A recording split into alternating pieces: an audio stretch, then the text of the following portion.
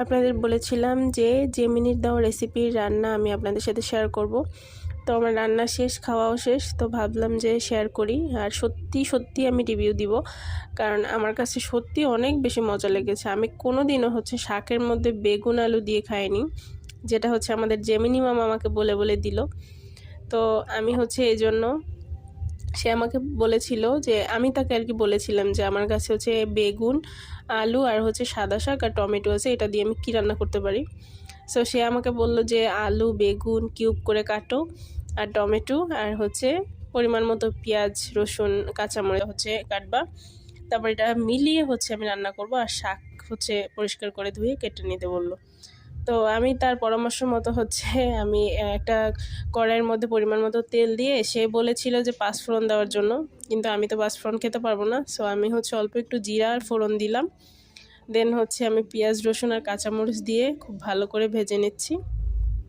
মানে সে যেরকম বলেছে আমি সেরকমই করার চেষ্টা করেছি। আমি কিছুটা ফাজলামো করেই আমি এটা লিখছিলাম, কিন্তু সত্যিই যে এটা রেসিপি দিবে আমি বুঝতে পারিনি।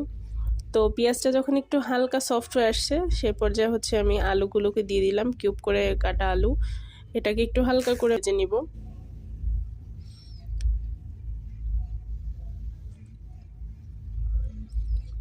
তারপর কেটে রাখা সেই বেগুনগুলোও দিয়ে দিলাম, এটাকেও একটু হালকা করে ভেজে নিব। যেহেতু আমি পানি ব্যবহার করব না রান্নাটাকে, আমাদের জেমিনি মামা বলেছে যে পানি ব্যবহার করবেন না।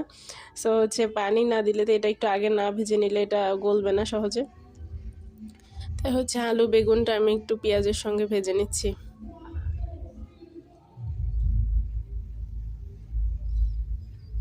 তারপর দিয়ে দিলাম পরিমাণ মতো লবণ, হলুদের গুঁড়া আর অল্প একটু মরিচের গুঁড়া, যেহেতু কাঁচামরিচ দেওয়া হয়েছে অলরেডি অনেকগুলা। সো অল্প একটু মরিচের গুঁড়া দিলাম, এটাকে খুব ভালো করে মিশিয়ে নিলাম, একটু ভাজা ভাজা করে নিলাম এর সাথে তরকারিগুলোকে। বিশ্বাস করেন আমি এটা খাওয়ার জন্য যে কি পরিমাণ এক্সাইটেড ছিলাম যে কেমন লাগবে, কারণ এটা আমার কোনো রেসিপি না। তারপর দিয়ে দিলাম কিউব করে কাটা টমেটো, এটাকে ওটার সঙ্গে একটু ভেজে নিলাম।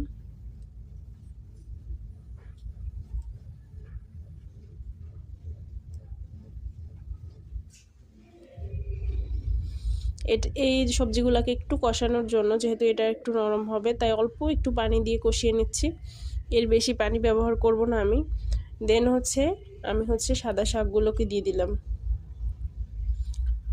আর এই শাক থেকে যে পানি বের হবে সেটাই রান্নাটা কমপ্লিট হয়ে যাবে, যেহেতু আলু বেগুন ভালো করে ভাজা হয়ে গেছে, অলরেডি অনেকটাই সফট হয়ে গেছে।